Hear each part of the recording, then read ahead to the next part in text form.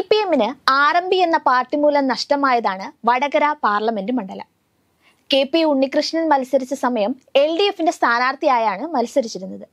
അക്കാലത്ത് KP ഉണ്ണികൃഷ്ണൻ കോൺഗ്രസ് എസിലായിരുന്നു. 5 തവണയാണ് KP Unnikrishnan മത്സരിച്ചത്. ഉണ്ണികൃഷ്ണൻ പിന്നീട് കോൺഗ്രസിലേക്ക് തിരിച്ചുപോയി. ഇതോടെ വടകര സീറ്റ് CPM തിരിച്ചെടുക്കുകയായിരുന്നു. 1996 വരെ KP ഉണ്ണികൃഷ്ണനായിരുന്നു വടകരയുടെ MP. Vadakara seat CPM തിരിച്ചു പിടിച്ചതിന് ശേഷം 1996 നടന്ന തെരഞ്ഞെടുപ്പിലാണ് CPM-ലെ പ്രമുഖ നേതാവായിരുന്ന O ഭരതൻ മത്സരിക്കാനെത്തുന്നത്. മുഖ്യ എതിരാളി കോൺഗ്രസിലെത്തിയ സിറ്റിംഗ് MP KP ഉണ്ണികൃഷ്ണൻ. കോൺഗ്രസിലെത്തിയ ഉണ്ണികൃഷ്ണന് കനത്ത പരാജയമാണ് അന്ന് ഏറ്റുവാങ്ങേണ്ടി വന്നത്. 51.17% വോട്ടുകൾ നേടിയാണ് O ഭരതൻ വിജയിച്ചത്.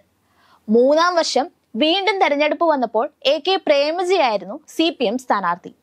1998 നടന്ന തെരഞ്ഞെടുപ്പിൽ കോൺഗ്രസിലെ സുരേഷ് ബാബുവിനെ പരാജയപ്പെടുത്തി പ്രേമജ പാർലമെന്റിലെത്തി.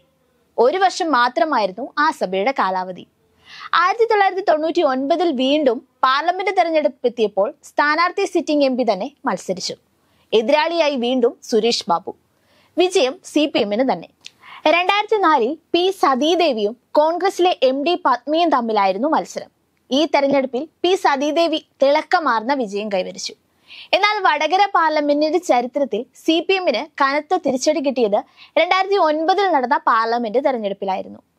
ഏറാമലയിലും ഒഞ്ചിയത്തുമുണ്ടായ ചില രാഷ്ട്രീയ വിഷയങ്ങളിൽ അഭിപ്രായ ഭിന്നതയുണ്ടാകുകയും CPM-ലെ ബഹുഭൂരിപക്ഷം അംഗങ്ങളും TP ചന്ദ്രശേഖരൻ എന്ന പോരാളിക്കൊപ്പം അണിനിരക്കാൻ തീരുമാനിക്കുകയും ചെയ്ത കാലം. അവർ CPM നേതൃത്വത്തെ വെല്ലുവിളിച്ചുകൊണ്ട് റെവല്യൂഷണറി മാർക്സിസ്റ്റ് പാർട്ടി എന്ന പേരിൽ പുതിയ പാർട്ടി രൂപീകരിക്കുന്നു. 2009 പാർലമെന്റ് തെരഞ്ഞെടുപ്പിൽ RMB-യുടെ സ്ഥാനാർത്ഥിയായി TP ചന്ദ്രശേഖരൻ വടകരയിൽ നിന്നും മത്സരിക്കുന്നു. ആദ്യമൊക്കെ CPM RPയെ ഭീഷണിയിലൂടെ നേരിടാൻ തീരുമാനിക്കുന്നു. എന്നാൽ അതൊന്നും RMB-കാരെ പിന്നോട്ടേക്ക് നയിച്ചില്ല. ഒടുവിൽ P സതീദേവി പാർലമെന്റ് തെരഞ്ഞെടുപ്പിൽ പരാജയപ്പെടുന്നു. CPM കേന്ദ്രങ്ങളെ ഏറെ ഞെട്ടിപ്പിച്ച നീക്കമായിരുന്നു അത്. കോൺഗ്രസ് നേതാവും മുൻ കണ്ണൂർ MP-യുമായ മുല്ലപ്പള്ളി രാമചന്ദ്രനായിരുന്നു സതീദേവിയുടെ എതിരാളി. RMB-യുടെ ശക്തമായ നീക്കത്തിൽ പാർട്ടി കോട്ട തകർന്നു.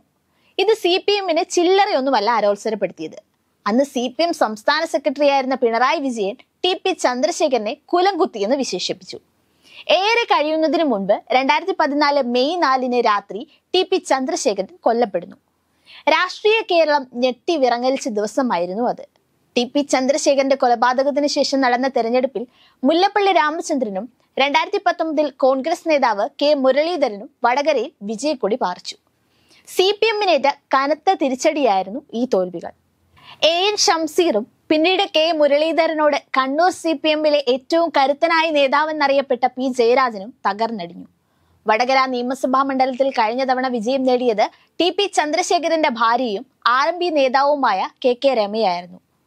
കോൺഗ്രസ് പിന്തുണയോടെ രമ വിജയിച്ചതോടെ CPM-ന്റെ വൈര്യം വർദ്ധിച്ചു. ഇപ്പോഴിതാ വീണ്ടും ഒരു പാർലമെന്റ് തെരഞ്ഞെടുപ്പ് പടിവാതുക്കലെത്തി നിൽക്കെ TP ചന്ദ്രശേഖരനും കൊലപാതക കേസും വീണ്ടും സജീവ ചർച്ചയായിരിക്കുകയാണ്.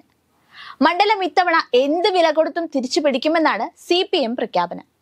അതിനായി സംസ്ഥാനത്തെ തന്നെ ഏറ്റവും കരുത്തനായ സ്ഥാനാർത്ഥിയായി പാർട്ടി നേതൃത്വം കണ്ടെത്തിയത് മുൻ ആരോഗ്യമന്ത്രിയും നിലവിൽ മട്ടന്നൂർ MLA-യുമായ KK ശൈലജയെയാണ്. എന്നാൽ മണ്ഡലത്തിൽ സജീവ ചർച്ച വീണ്ടും TP ചന്ദ്രശേഖരനാണെന്നത് CPM-നെ ആകെ പ്രതിരോധത്തിലാക്കുകയാണ്. സ്ഥിതിഗതികൾ അത്ര പന്തിയല്ലെന്ന് CPM-ഉം തിരിച്ചറിയുന്നുണ്ട്. TP-യുടെ കൊലപാതകത്തിൽ പാർട്ടിക്ക് പങ്കില്ലെന്ന പ്രസ്താവന പതിവ് പോലെ വന്നു കഴിഞ്ഞു.